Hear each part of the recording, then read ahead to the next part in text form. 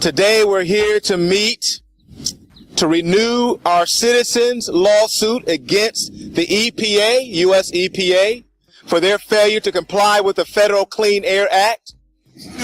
1 year ago, we actually stood right here in this same place to initiate a legal challenge against EPA Regional 4, and that's Atlanta, charging that North Carolina granted a permit to Duke Energy combustion turbine project in Hamlet, North Carolina, that was in violation of the Federal Clean Air Act and environmental justice laws.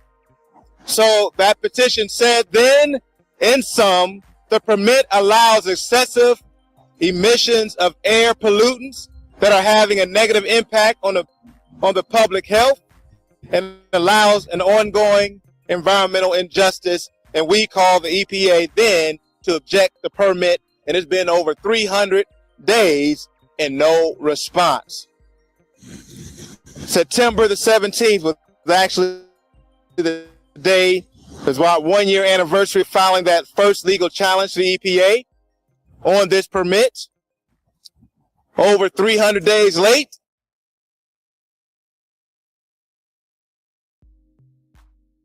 still no action. So who is going to hold Duke accountable? It's obviously the state's not holding them accountable. The EPA Regional 4 is not holding them accountable. And the EPA is extremely slow. I have here the petition that Pastor Rogers has just referred to. And it is dated September the 17th, 2015, just 1 year after our original petition under Section 505 of the Clean Air Act. The petition states that the North Carolina Department of Environment and Natural Resources, their Division of Air Quality, has failed in its oversight of this facility and has issued a permit which we find many troubles with. There are 5 points that we raised. 1, failure to provide meaningful public participation. 2, failure to assess the common control of Duke Energy Progress and Piedmont Natural Gas Electric Power Turbines, both located at the same site in Hamlet. 3, failure to require alternative compliance procedures under the Clean Air Act. That would be maximum achievable control technology to reduce the pollutants coming from the plant and reducing their impact on health. And finally, failure to address environmental justice issues. Lack of EPA response, 300 days, as Pastor Rogers has just pointed out. We submitted that document on September 2014, and over a year later, all we have gotten back is a pro forma or simply a courtesy letter saying, we got your letter, and we're too busy to deal with it. I think it is exactly what characterizes it. Failure to assess common control of Duke Energy Progress and Piedmont Natural Gas. There were several turbines which were removed from the power plant permit, which we dispute, and our petition goes into some length about that very subject. This is an illegal act. The failure to require alternative compliance procedures under the Clean Air Act. The combustion turbines operated by Duke Energy Progress emit enormous amounts of volatile organic compounds. They are powered by liquid fuel, mostly diesel, and more natural gas. Natural gas was supposed to be a cleaner fuel, but it's turned out to be not a cleaner fuel because many thousands of pounds of formaldehyde is emitted into the air every single day that plant operates. Also benzene, a known human carcinogen, in addition to nitrogen oxides and many other compounds which are have a negative effect on human health. There's a failure to address environmental justice issues. The core of environmental justice is that there should not be a disproportionate impact on any ethnic group. In this case, we're talking about population of Richmond County, for example, which is 31% black, which is 41% above the state average. and 28% of the residents live below poverty level compared to the statewide level of 16.8%. In other words, Richmond County has 47% more of its people living below poverty level than other counties in North Carolina. And I just want to add to that, 86% of those that just live within a 6-mile radius of the power plant are African Americans. That's exactly right. The closer you get to the plant, the more stark is the comparison. For example, in the town of Dobbin Heights, That's right. 83% of the residents are African American. 32% of the population is below the poverty line. According to the Richmond County Health Department, Richmond County ranks significantly higher than other counties in the region for a 5-year span from 2007 to 2011 for emergency department visits and hospital inpatient stays, primarily because of asthma. Asthma is directly related to air pollution. We believe, and we have requested from the EPA, that they reopen the Richmond County Combustion Turbine Facility Permit. This is within the power of the United States EPA. EPA is our backstop against a bad job done by the state of North Carolina. So one or the other has to do the right thing here. We also feel that the disproportionate impact should be corrected by a disproportionate amount of pollution control. That is, to make up for the disproportionate impact of the pollution on the community, there should be an extra level of pollution control, and that would be the maximum achievable control technology, which the state of North Carolina has failed to require, and now the EPA seems to be playing cat and mouse with us in terms of their failure to respond. We will not give up until the EPA responds, and we will be doing further things in the upcoming months. Eddie, my name is Debra David. I'm the treasurer of the Concerned Citizens of Richmond County, a resident of Hamlet, and I want to speak a little bit on Duke Energy.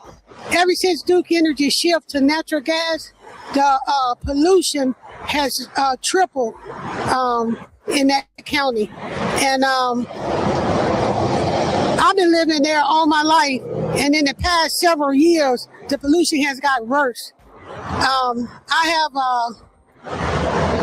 an associate, Kim McCall, a member of the Concerned Citizen of Richmond County that live within a half a mile of Duke Energy plant. She's been having respiratory problems in the past year, more than I ever seen. I never known her to have any asthma or any kind of breathing problems until the past year from this pollution coming from Duke Energy. I believe, and she also believes, and other members of our group believe, that the health problems are coming from the pollution that Duke is producing out there in that area. And our group has tried for over a year to make sure Duke and the state is held accountable. But it's shameful that the EPA region has also dropped the ball. What I've seen out there, and I've seen it with my own eyes, I drove out there and I've seen smoke and I smelled the smoke. Of course, I went out there this morning, but it looked like fog in some other areas. But when I went out there, it smelled like smoke. I went to go pick up the flyers. That smelled like smoke out there this morning, and I seen a long line of smoke going straight across and nothing on the outsides of it. We know that formaldehyde is one of the big toxins coming out of a natural gas-fired power plant. And so some of the testing we will initiate. Apparently, we're left to our own devices. EPA won't listen or is too busy to listen, and I think we're left to our own devices. And so, like we have done in other places, we will begin doing our own testing program. And so we hope to have results from that sometime in the next few months. We'll begin that program very soon. But the one thing about it in Richmond County, our asthma rate is so high, nobody's concerned about it. Everybody getting asthma, not even worried about it. Duke Energy is part of the problem. It seems like the EPA is ignoring us. But we are not going to stop. We're going to keep going, because the Concerned Citizens of Richmond County and all the surrounding county, we're not going to let Duke dump this on us like this. we're going to keep fighting.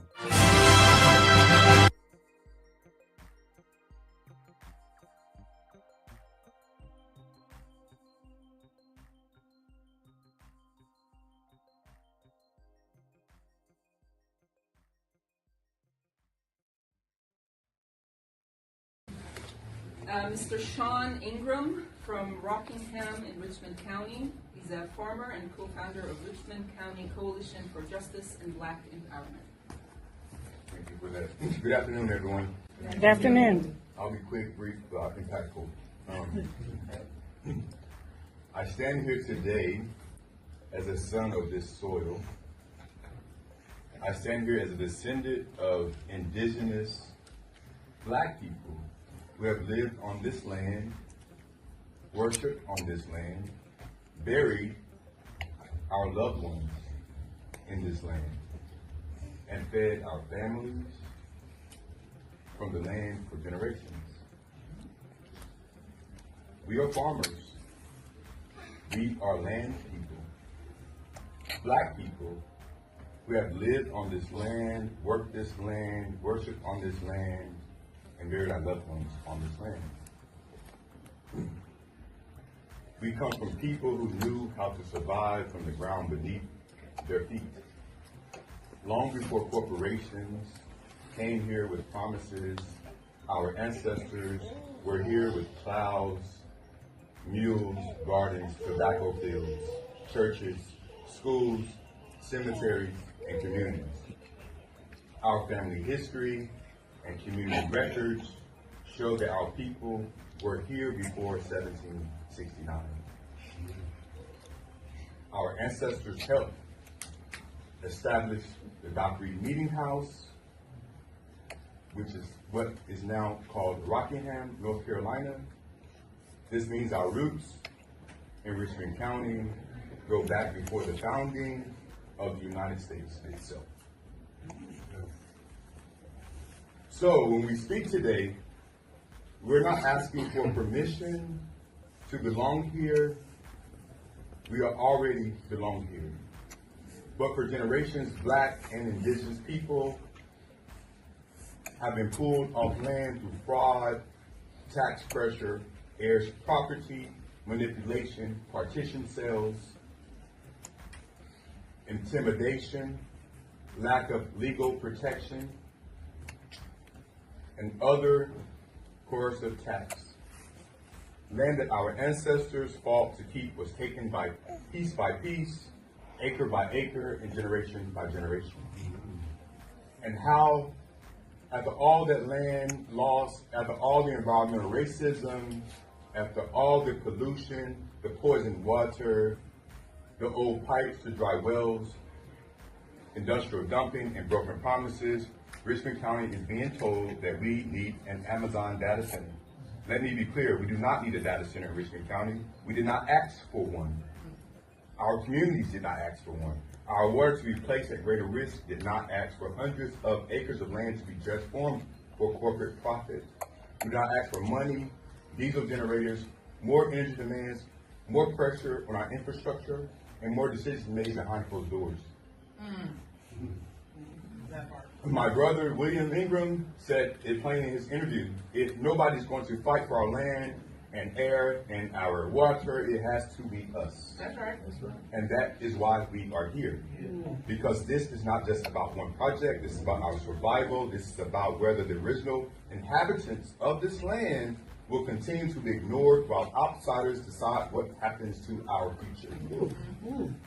This is about whether our children inherit clean water or corporate waste. This is about whether our elders will be respected or sacrificed. This is about whether our history will be honored or erased. We are not against jobs, we are not against opportunity, but we reject the idea that economic development must come at the expense of Black, indigenous, working class, and farming communities. Most of all, we deserve the right to say no. No to environmental racism, no to corporate land grabs, no to development without consent, and no to sacrificing our water, our farms, our cemeteries, our communities, and our future. We have been demanding justice for generations. We are still demanding justice today. I've lost my grandmother, my grandfather, and my mom due to this. So this water problem is much bigger than Flint, and I said yes. You know, every time they drank sink water, they would vomit. So I knew something was going on before it became a public thing, you know. My whole thing is, it's been well over 12 years why we ain't got no settlement, why they ain't came and told us what the deal is. They're everywhere. All of us have been exposed to them. It's just the fact that people in this community are drinking it. Yes, everybody get out, sign the petitions, work for Cedar Creek in East Fayetteville. Let's get our water back. Since I've lost my grandmother. On one final welcome to Richmond.